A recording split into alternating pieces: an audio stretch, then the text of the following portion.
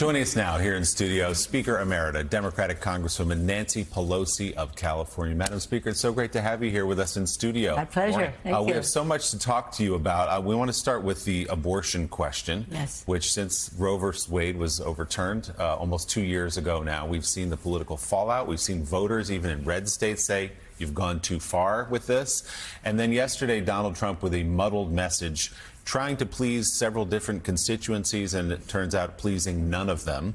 How do you believe this issue will play as we move through this election year? Well, first, let me say the issue about a woman's right to choose is a democracy issue. This is about freedom of women to make their decisions, families to make their decisions. So when, what's his name, said what he said yesterday, he either is stupid or he thinks the rest of us are stupid. Because this is not, he takes great pride in overturning Roe v. Wade, takes great pride in it. And then the way the press wrote it up just cracked me up because it said, Donald Trump believes that he doesn't believe anything.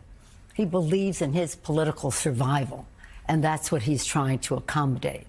But you can't be a little bit pro-life.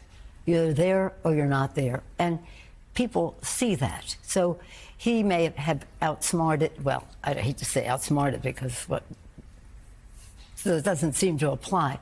But why would the press say he believes? He doesn't believe anything. Well, we certainly did not say that. This morning, we just said that's what happens when you're completely unprincipled on something. You go all over the place, you meander. He has said publicly that he was pro-choice, then he became pro-life when he decided he wanted to get into politics on the Republican side. What are you seeing, though? We've seen the results in the midterm elections and in states across the country, different referenda on ballots. How do you believe this will play a role in the 2024 general election? Well, thank you for asking. As you are aware, in the 2022 election, people said we were going to lose 40 seats, 30 seats, 40 seats. The red wave. Yeah, the red wave. And I was like, what are they? They don't even know what they're talking about. And they were saying, I'm going to owe an apology for promoting the issue of a woman's right to choose.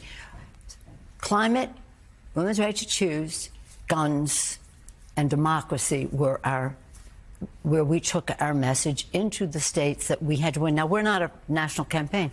We're discrete into different elections. And we knew the power of that. And those who were saying, oh, she's so wrong, Roe v. Wade is in the rearview mirror, people really don't care about it that much. No, they do. It's a democracy issue. It's a kitchen table issue for families to make their decisions about this. It's about respect for women. Oh, my gosh. Respect for women. So it's a big deal. You've seen every election has been won. Now, I don't know what will happen in Florida because I don't even question the integrity of Florida's elections, much less whether it can work there. But people in Florida are revved up about it. It will be a big issue in the campaign. And let me say, when we won in 2018, people said, oh, weren't you lucky that health care was such an important issue in the campaign? I said, no, we weren't lucky. We made our own luck. We had 10,000 events pointing out what the Affordable Care Act did. And similarly for this, people are organized. And you would be, I'm very encouraged to hear what women are doing around the country, even in red states, about this issue. So there's a drumbeat. We may not win win an election, say, in a certain red state, when abortion's not on the ballot, but it causes a drumbeat across the country and it helps in the other elections. You mentioned Florida, the 15-week ban, which is about to become a 6-week ban. What are your questions about the integrity of the elections there? You made the point that you had questions about whether the election would... Oh, in Florida, I don't know. I think if you have all the money in the world, go spend some in Florida. Otherwise, let's just win the election elsewhere. Now, my friends in Florida will not like that, but the fact is we have to win.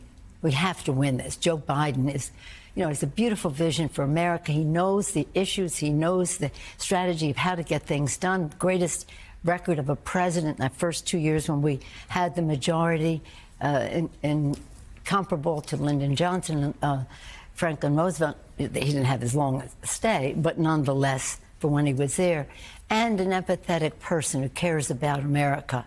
And when they have this guy who's out there saying, oh, I'm proud of overturning Roe v. Wade, and now states can make up their mind. And what he said they can use their faith. I mean, he had I don't even know what the word is, the gall, to use the word faith about how they make these decisions. So, Madam Speaker, let's turn to Israel. Yeah. President Biden had a phone call with Prime Minister Netanyahu last week. He expressed real unhappiness with how the war is being conducted in Gaza. I know a number of Democrats have done the same, particularly after that strike that killed those humanitarian workers. The Prime Minister, though, yesterday said, look, I'm setting a date for a Rafah invasion. That's still going to go ahead. He didn't say when that would be. You are among those who have said aid to Israel, military aid to Israel, should be conditioned. Explain to us what you mean, what conditions and why. Well, let me be very specific. The letter was about the attack on the aid workers. The workers. It said until there is an investigation, and they said they were doing an investigation. Now, I think the investigation should be an independent one, and I said that early on, and Secretary Blinken said that, Jose Andres said that. It should be an independent one. But nonetheless, that letter said there should be an investigation. It didn't enlarge the issue to everything else. Now, you have to know that we have the Leahy language in the law, which says that if we give you assistance, as we do give to Israel, you cannot interfere with our giving humanitarian assistance. So there's some conversation that will be had about this in the Senate and in the House. It's really such a tragedy. Look, October 7th was barbaric. It was horrible what they did to the Israeli people and the rest. Hamas is a terrorist organization. We need to free the hostages, all of the hostages. But nearly 33,000 people dying, people starving, hydration, famine, and the rest. There has to be a better way. Mika? And so, Madam Speaker, on that note, what are some of the opportunities or options for President Biden in terms of trying to forge a better path here? It seems Bibi Netanyahu is really dug in on a number of things. Do you think that conditions on aid should be put in place? And if they are put in place, what would they be? Well, I've not been a fan of having conditions on aid to Israel. We give Israel the aid we give them because it's in our national security interest to do so, and that has been our tradition. But I do.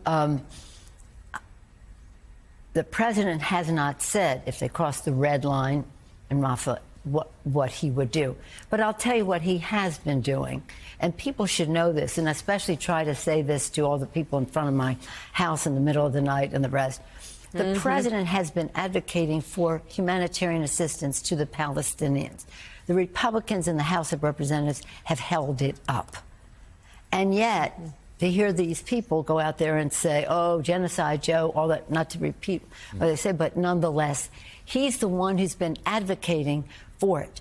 The House of Representatives has held that up, as you know.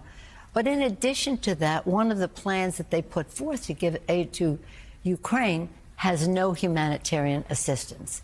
So there has to be some recognition of what is holding up this assistance to the Palestinians, because, I mean, humanity, as Jose keeps saying, we've got to support humanity in all of this. So I can't really answer that except to say what our law is, that if we give you assistance, you cannot interfere with our giving humanitarian assistance for the same geographic area. I would hope that Netanyahu, I mean, he's only interested in his own political survival. Does that sound familiar? And that's just the way it's been. It's a tragedy. Netanyahu is a tragedy. We all love Israel. We want Israel to be able to defend itself, but also to maintain its the respect it commands in the world. I don't think he's in furtherance of that. I think that Chuck Schumer was right when he said there should be an election. We were talking, Madam Speaker, in the commercial break as you sat down about the stakes of this election as you've seen them. You've watched firsthand. You were inside the Capitol on January 6th. You experienced a horrific incident in your own family because of the climate and the culture of what's going on right now in this country. So where do you see the stakes? What do you say to even some of those progressives who are protesting at your house, outside your house, saying, we're not going to vote for Joe Biden because of what he's doing in Israel?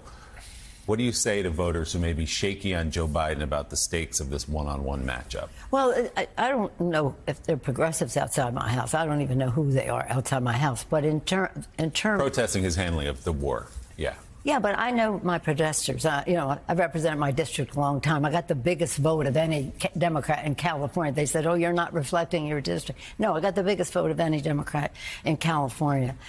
Some of these people are, I don't know who they are. Some are the usual suspects, but largely they are, I don't know what they are. But nonetheless, for those who are saying that,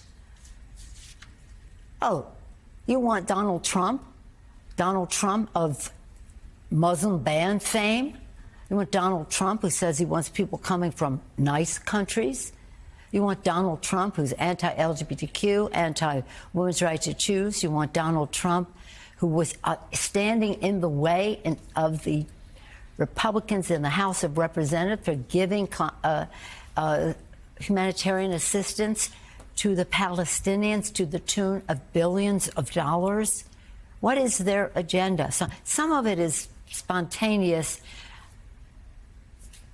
sincere and real and organic. Some of it, I make a distinction between AstroTurf and grassroots, and some of it is AstroTurf.